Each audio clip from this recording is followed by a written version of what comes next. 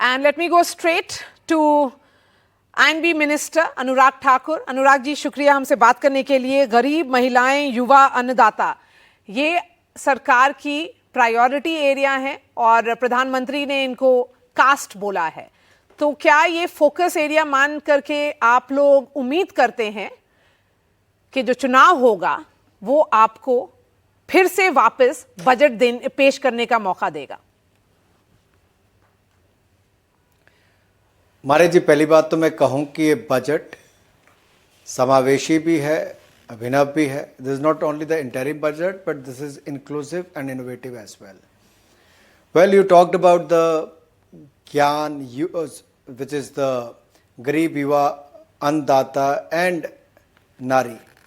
तो मैं इस पर इतना ही कहूँगा, ये जो चुनाव की दृष्टि से बजट लाते हैं उनके लिए हो सकता है. हमारी सरकार ने 10 साल 24 घंटे 365 दिन काम किया है. एक ऐसा प्रधानमंत्री जिसने पल पल देश के लिए जिया है, समर्पित किया है और देश की पाई पाई बचाई भी, देश की भलाई के लिए लगाई भी. इसलिए मैं कहूँगा ये विकसित भारत को मजबूत नींव रखने वाला बजट है और युवाओं की आकांक्षाओं पर खरा उतरने वाला बजट है. और ये मैं इसलिए कह रहा हूँ कि कोई चुनाव को लेकर बजट नहीं है. हमारे काम जो 10 वर्षों के, वो अपने आप हमें वोट सुनिश्चित करते हैं, क्योंकि भारतीय जनता पार्टी इकलौती ऐसी पार्टी है जिसने अपनी विचारधारा के साथ कॉम्प्रोमाइज़ नहीं किया. और हमने जो पहले दिन कहा था 370-35 से हटाएंगे, वो हटाया. कहा था CEA कानून लाएंगे, लाए. कहा था ट्रिपल तलाक से मुक्ति दिलाएंगे, दिलाया. कहा था भव्य राम मंदिर बनाएंगे, बनाया. ऐसी अनेकों बातें जो कही वो करके दिखाया, आगे भी करेंगे.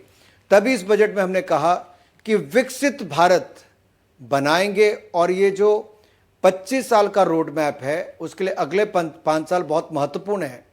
और continuity is very very important. स्थिरता, निरंतरता किसी भी देश के लिए, सरकार के लिए, पॉलिसीज़ के लिए बहुत महत्वपूर्ण है. और मैं कहूँगा शायद यही हमारी ताकत है. स्थिर सरकार थी, पॉलिसीज़ थी और लागू करने में भी बहुत इफ़ेक्टिव थी. Anurag, one of the most interesting parts of the budget I found was this corpus of 1 lakh crore rupees with 50-year interest-free loans, where you are encouraging startups, you are encouraging sunrise sectors, you are encouraging innovators, you are encouraging new ideas. When we talk about India's economic growth, how is this an essential part, not just of Atmanirbharta, which is a relatively new slogan, but really about our overall economic progress?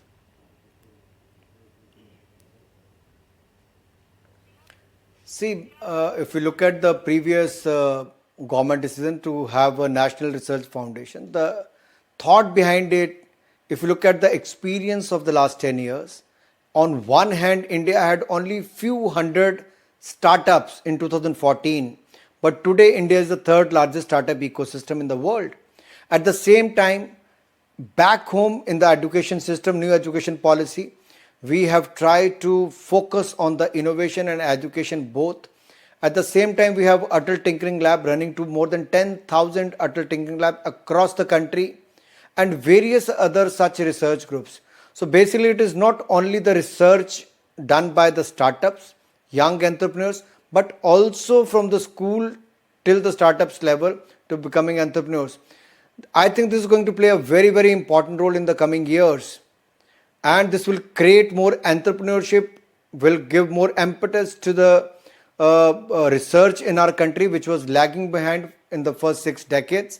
And I'm sure with more funds available for the companies, corporates and the startups and at the student level, I think this is going to be a big boom for the coming years. Anurag ji, एक और सवाल.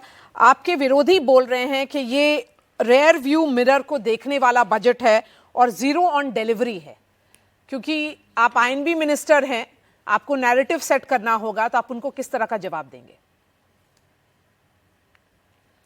मैं इतना ही कहूंगा, अगर आज तक का सबसे बड़ा प्रावधान 11,11,111 करोड़ रुपया कैपिटल एक्सपेंडिचर आधारभूत ढांचे के लिए किया हो, this is the largest capex amount of any Government of India budget and it is 11% more than the previous year, which is 10 lakh crore rupees. तो मैं इतने कहूँगा, इससे क्या होगा, आपके आधारभूत ढांचे को बल मिलेगा, जो आपके विकसित भारत की बहुत बड़ी मांग है। और अगर मैं पिछले 10 पर मारे थोड़ा प्रकाश इस पे डालूं, कैसे फर्क पड़ता है, इससे रोजगार स्वरोजगार के अवसर मिलते हैं, गवर्नमेंट के साथ प्राइवेट सेक्टर का इन्वेस्टमेंट आता है, आपको जो एक्सपोर्ट के लिए रोड कनेक्टिविटी, रेल कनेक्टिविटी चाहिए, एयर कनेक्टिविटी चाहिए, उसका बल मिलता है। और अगर पिछले 10 साल में देखेंगे, 10 साल पहले 90,000 किलोमीटर्स नेशनल हाईवे था, आज 1,46,000 किलोमीटर्स नेशनल हाईवे था। पहले हमारे पास 5 शहर मेट्रो से जुड़े थे, आज 20 शहर मेट्रो से जुड़े हैं। पहले हमारे पास केवल 7 एम्स थे, आज 23 एम्स हैं। हमारे पास 3,20,000 किलोमीटर ग्रामीण सड़कें थी, अब हमने उसमें 3,75,000 किलोमीटर की एडिशन की है। 74 एयरपोर्ट्स थे, आज हमारे पास 150 एयरपोर्ट्स हैं। ऐसे ही हमारे पास मेडिकल कॉलेज 350 थे, आज 700 से ज़्यादा, दुगने से ज़्यादा कर दिए। यूनिवर्सिटीज़ दुगने से ज़्यादा कर दी। तो आपको हर सेक्टर में इसका प्रभाव दिखेगा, गरीब से लेके मध्यम वर्ग से लेके देश के चहुमुखी विकास पे इसका असर दिखता है जब आपका कैपिटल एक्सपेंडिचर आता है। दूसरा, जब आप कहते हैं सेल्फ हेल्प ग्रुप की महिला जो है उसको हमें लखपति दीदी बनाना है, तो 1 करोड़ हमने बना दी, 2 करोड़ और, यानी कि अब 3 करोड़ महिला दीदी लखपति बनाएंगे हम लोग। फिर एक और इसमें अगर आप देखेंगे, आप 1 करोड़ घरों के ऊपर रूफटॉप सोलर प्रोजेक्ट लगेंगे, जिससे आपको 300 यूनिट बिजली मुफ्त मिलेगी, बाकी बिजली 18,000 रुपये सालाना आपकी आमदन होगी। आपके 1 करोड़ से ज़्यादा ऐसे टैक्स पेयर्स हैं जिनके पुराने मुकदमे चल रहे हो, सारे खत्म हो जाएंगे, हज़ारों करोड़ उनका बचेगा भी और मुकदमों से मुक्ति मिलेगी। कोई नया टैक्स नहीं लगाया गया। कांग्रेस के समय 2 लाख रुपए से ऊपर की आमदन पे आपको टैक्स देना पड़ता था, आज 7 लाख रुपए की आमदन तक आपको कोई टैक्स नहीं देना पड़ता। आप ट्रेन का, ज़्यादातर भारत का लोग ट्रेन में सफ़र करते हैं, अब 40,000 बोगीज़ को वंदे भारत की तर्ज पे कंफर्टेबल, आरामदायक बनाया जाएगा, आधुनिक बनाया जाएगा। अब इन सब से क्या होगा, जॉब क्रिएशन भी होगी, एम्प्लॉयबिलिटी बढ़ेगी और साथ के साथ आरामदायक सुविधाएं भी आपको मिलेंगी। Anurag ji, thank you so much for speaking to NDTV.